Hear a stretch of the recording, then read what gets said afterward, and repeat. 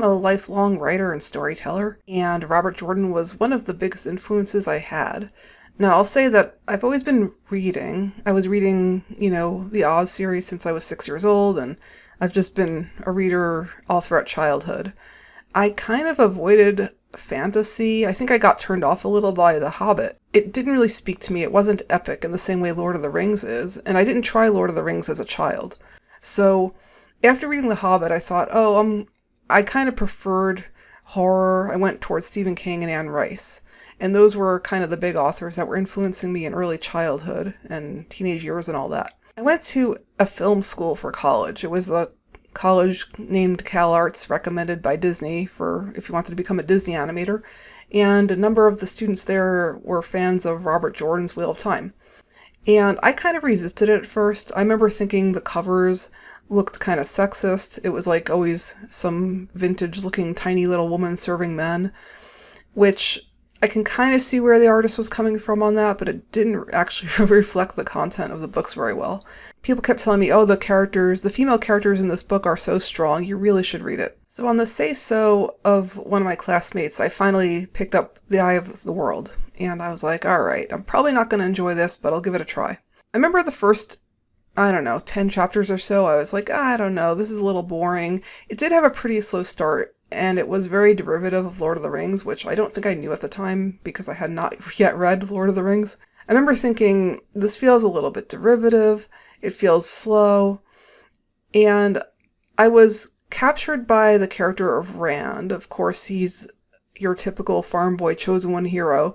I know, there was a lot of humanness to him, there was a lot of kind of innocence. I found him compelling. And then, of course, when Moiraine showed up, she's what people say is a female Gandalf. And she really was. She was a powerful female figure in this series. And I really wanted to find out more about her, the magic lessons she was giving to Egwene, which was one of the other female characters. My interest really perked up when Rand overheard a conversation between Moiraine and Egwene, where Moiraine was teaching Egwene about magic, and he wasn't supposed to overhear. But of course, the reader is like, oh man, he's picking up some tips. He's going to be a magic user too. And in this world, men who channel the one power go insane and are either gentled, which means their power is removed, or they're killed. With the one exception, of course, of the legendary Dragon Reborn, who's supposed to be the rebirth of an ancient hero. And so I was like, okay, Rand is either the Dragon Reborn or he's going to be gentled. We don't know. And there's two other male characters that Moiraine is looking at as a potential Dragon Reborn, which was Mat and Perrin, Rand's friends. So there was just enough kind of intrigue to hook me. Then when the party got split up in the first book, I was really interested as Rand and Mat were on their own. And they were having all kinds of major issues. Mat was undergoing personality changes due to a magic dagger. And Rand was starting to touch the source for the first time, meaning he's starting to use his powers, but of course doing it very unconsciously, not knowing what he's doing at all. And they're being hunted by dark friends, which are people working for the Dark Lord and all that. So it was fun. I got to the end of that first book, and I was like, okay, this is a little typical fantasy, but I'll see what the next book brings. Midway through the second book, I was addicted. And I think the reason is because of all the interpersonal power dynamics between the characters. The second book, I think, is where the series really starts to find its legs and separate from the more innocent Lord of the Rings type of fantasy, and it becomes a much more sprawling and unique world. And that's one of the big strengths of the series, is that unique world. And so you see a lot more of that in book 2. And also the shifting power dynamics between the characters. Mat is still undergoing this dagger enchantment where he's acting really out of character, and Rand has to put up with that while he's relying on Mat to help him as an undercover servant, where Rand is pretending to be a lord in a certain Game of Thrones setting. And it's just the stakes just raise, and I was hooked. For me, it's a toss-up between book 2 and 4 as to which is the best book of the series. I thought 3 was pretty good as well. Book 4, I was just like, okay, this is the best series I've ever read. This is incredible. And I've continued to feel that way through books 5 and 6. I thought 6 was a massively awesome epic. It had a great battle scene in it. It was just incredible.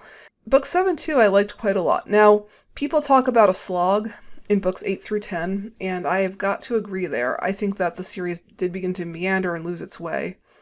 And sadly, Robert Jordan died after he wrote book 11. That was the last book he wrote himself, and I still enjoyed it quite a lot. It felt a little bit rushed to me, and I can understand why, unfortunately. Prior to that point, I had met Robert Jordan at a book signing at Powell's, where there was a line wrapped around the block. I brought a few books to be signed by him.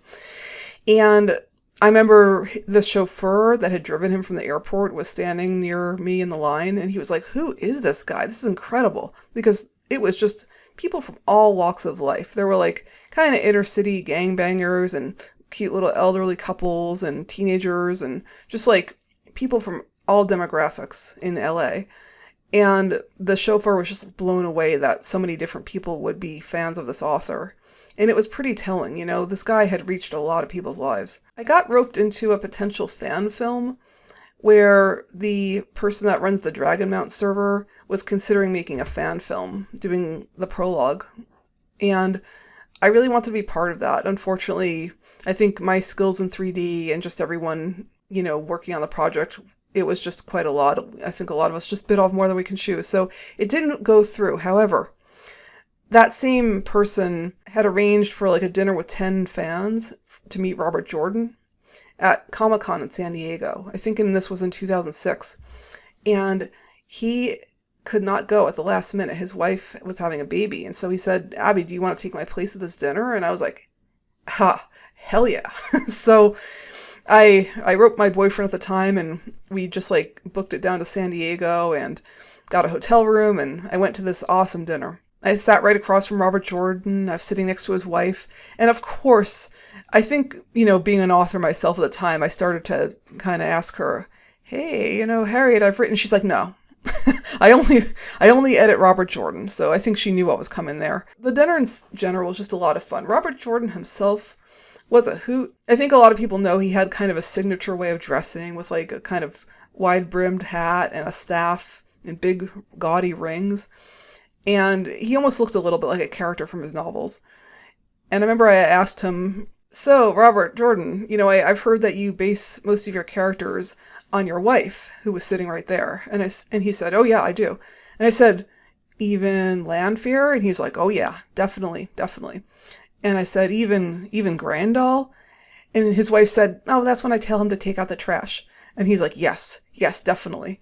And I just thought it was so cute. This couple, they were just hamming it up with these fans. They were having so much fun. At the time, his skin looked a little gray, and I think I even commented on that. I think a few people at the dinner did, and he said, "Oh, I feel fine." And I'm not sure he had been diagnosed yet. I think what he had was something like a rare blood disease called amyloidosis, if I'm probably not pronouncing that correctly. But about a year later, on his blog, his nephew was giving updates about his condition, and it always seemed kind of hopeful. The updates were always like, "Oh, he's feeling better today. He's making a bit of a recovery." And I think I got all hopeful. And to be honest, it was a shock when he died, and I actually cried. I was in my office working at a game studio at the time. One of my coworkers walked by and said, "Hey, Abby, that author you like just passed away. Did you hear?" And I just burst into tears. I was like, I just didn't expect it. I was like, oh my God. So that was pretty sad. And I just want to say, like, he touched a lot of lives. I think it's really clear. There's an entire convention that meets every year in Georgia called JordanCon, and I've actually been to that as well. The impact he had on the fantasy genre, especially epic fantasy, is not to be understated. So as an author, what did I learn from Robert Jordan? I'm going to just run down a bit of a list here. One thing I think is that women characters can be compelling and interesting, and you'd think that would be a no-brainer for me as a woman myself. However, like most children of the 1980s and 90s and before, I didn't grow up seeing a whole lot of, female characters in very powerful positions. So female superheroes, executives at companies, and so forth. They were almost always shown as kind of a cartoonish caricature, or just like a sketch of a person, or a bad guy. Now, I've always found female villains pretty compelling myself. I tend to write them, so that's no problem. But to this day, I have trouble writing women in powerful, main hero roles. Now, why is that? I don't know. Like, when I daydreamed, I would often daydream about being a man, being Superman or somebody like that, because I felt like men or male characters had more freedom, and the expectations were kind of like that. Yeah, you could be a hero, but a woman doing these kind of things, like, it just didn't feel quite right. Like a woman with super strength, I was like, no, that's really a male trait, and so forth. So it was hard to imagine. Robert Jordan kind of made it very easy to imagine. The White Tower, it's full of these Aes Sedai. Now, most of them were kind of catty and political, but a lot of them, these were the people that were like the power behind the throne in most of the governments of the world. And a lot of them were kind of a little bit mothering figures, but no nonsense, and they had distinct personalities. Like, these weren't just cardboard caricature cutouts of people. Robert Jordan does receive a lot of, I think, criticism for the way he wrote women, and I'm one of them. I did write an article about that called Sexism in the Wheel of Time. It was published in 2002. And I want to preface that by saying that I think the reason he receives that much criticism is because he dared to do it in the first place. He was one of the very few. And although his female characters, they did kind of provoke men in ways that were a little unrealistic, or usually the bad things they would do were, it was like when the men punished them for whatever they did, it was usually justified. The woman had done something awful. Whereas the male characters would get punished by women for just a whim, making the women seem really frivolous. And I had problems with that, of course. However, overall, it's like, a lot of people don't like the character of Nynaeve, and I didn't at first either. But you can kind of see her in a lot of women. Like, she's someone that just she's no nonsense. She doesn't back down from a fight, and her character, I think, as the series went on, did become rather compelling to me. Same thing with Egwene. Again, some weird personality flaws that I don't quite approve of with Egwene, but overall, the political power dilemmas she faced were huge and really, really compelling, on the same level that any male hero character would have been facing.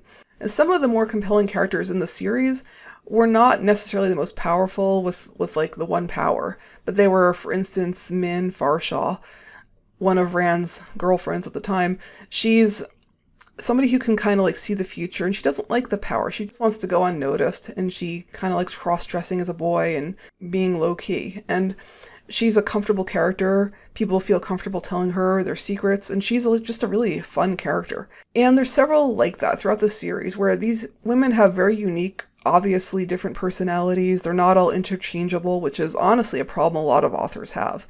And I'd say this is in contrast to a lot of the contemporary authors writing in the 1980s and 90s, where a lot of the times the female characters are really just caricatures of a person.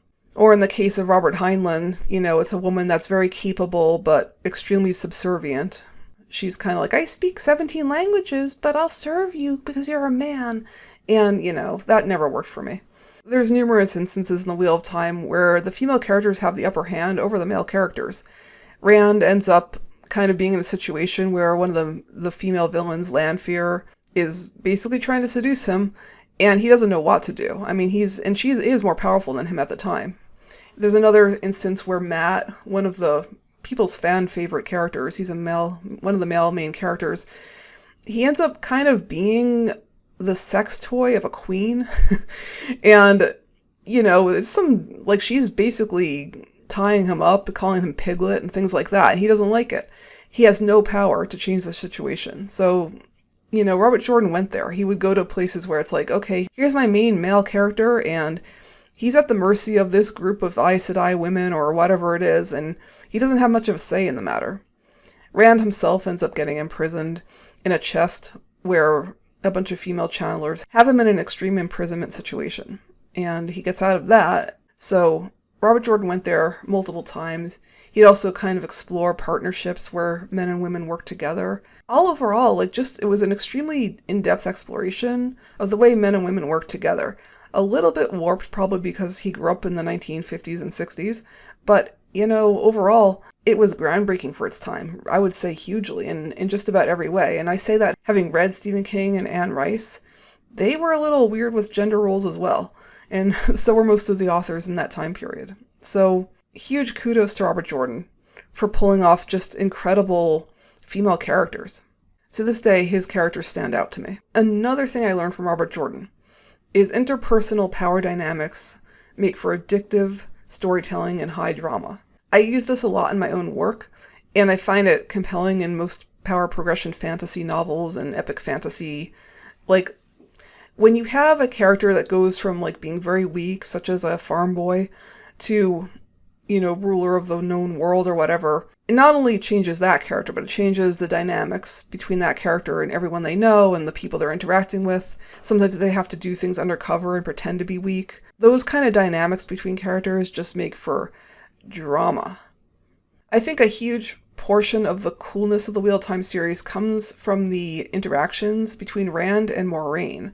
So Moiraine starts out kind of being Gandalf to Rand's Frodo, where he's like the little boy in the Shire, and she comes in and saves him and his friends, gives them tokens so that they can survive and things like that.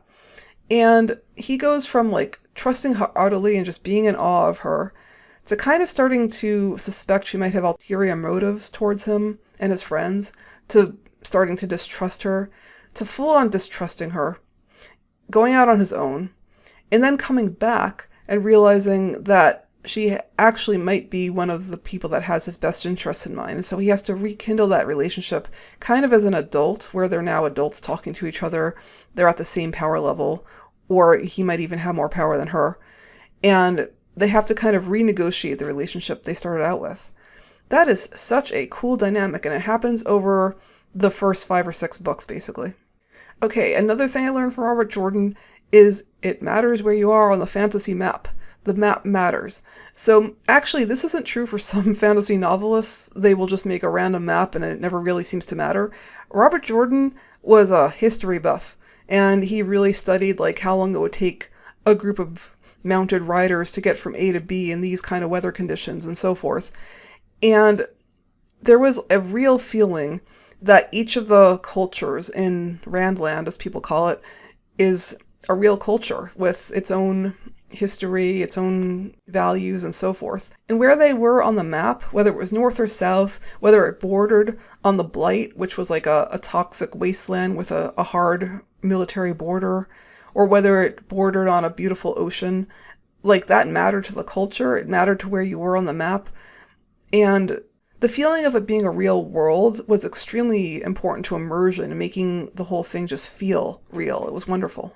Along those lines, the interplay between different cultures can be fascinating. And again, like I feel like authors that spend only like a year or two world building don't always get this right, because they're basing it on real world cultures, but they don't get the interplay right because they haven't studied the actual demographics or like history or the reasons behind the driving factors. But Robert Jordan did study it, and you felt it. Like when the Aiel, which are these nomadic tribes people that hate wetlanders, which are the people that are basically, quote, civilized, when they encounter each other, it's historically fraught with tension. And so Rand has to kind of bring these cultures together, and the challenges he faces with that are immense and go over several books.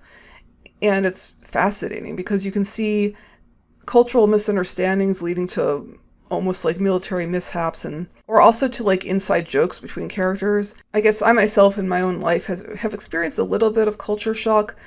I grew up in northern New England in a small town, and then I went to Los Angeles for college.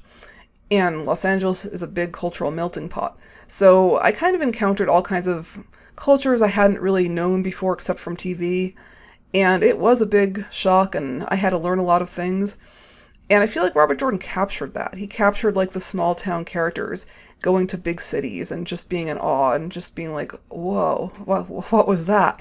And having to learn how all these things work together, or how these misunderstandings might happen. Playing to the strength of each culture, respecting cultures that are different from your own. All of that is in there, and it's so wonderfully done. Something else I learned is a little bit more superficial and silly, but no less important. And that is outfits and accoutrements, the descriptions of clothing. This actually matters to fan art and to cosplay and to like building a fandom. So if you can picture your character, it's like people can draw around Althor very well, because the guy is like 6'6", he's a redhead, he has dragon tattoos and heron marks on his arms, he's kind of slender build, he's got some weird mood issues. People can picture this guy. Matt Cawthon, he's always got a wide-brimmed hat. He's got like a kerchief around his neck, and he's got an ashendari blade, which is kind of almost like a bill hook or some kind of weird spear. He's got a raven motif going on.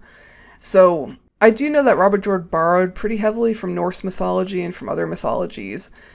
And so some of that is coming from there. However, he made it his own thing. The female characters as well. It's like Elaine, who's like kind of a princess. She's got curly hair, described like sun hair, so people say either blonde or redhead. She's a little bit soft, a little bit well endowed and all that, and she's a little childish. She's young. She's younger than some of the other main characters, and that's in contrast to Nynaeve, who's from Rand's hometown. She's got dark hair, dark eyes, and a long, long braid that she tugs when she's angry.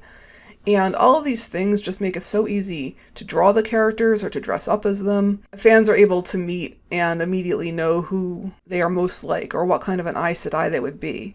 The Aes Sedai have different Ajahs, different colors that represent their interests, and there's 7 of them. And, well, actually there's 8 because there's a secret one. But, it's one of those things where the strong visuals, and Robert Jordan had a very visual, very cinematic way of telling stories, which is something I try to emulate. I don't even think I do it as well as he does, but he had a cinematic way of describing things. Okay, so people do criticize him for over-description, and I do think there is truth to that. I think, honestly, that was more about him getting lost in the weeds and having some trouble with the story structure later in the series. I think that over-description was the name of the game for most fantasy authors, especially in the wake of Tolkien, who was a big influence on the genre. And Tolkien, of course, was known for these very visceral descriptions of forests and wandering. And I think Robert Jordan was trying to emulate that to some degree, except he had more of a focus on clothing instead of on linguistics. He did a great job, in my opinion. Now, sometimes his descriptions could get a little tiny bit repetitive. They weren't quite as visceral as Tolkien, but I think that nevertheless, he was good at it.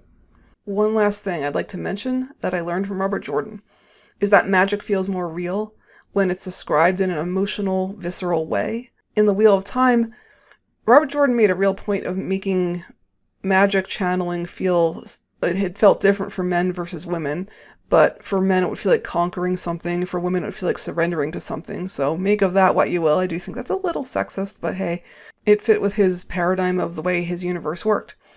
And the way it felt to channel, it was like weaving. So they'd take strands of fire, weave it with strands of air, and it would turn into a weave that created a barrier or something like that. Sometimes a character could pick apart a weave, which is like undoing somebody else's spell.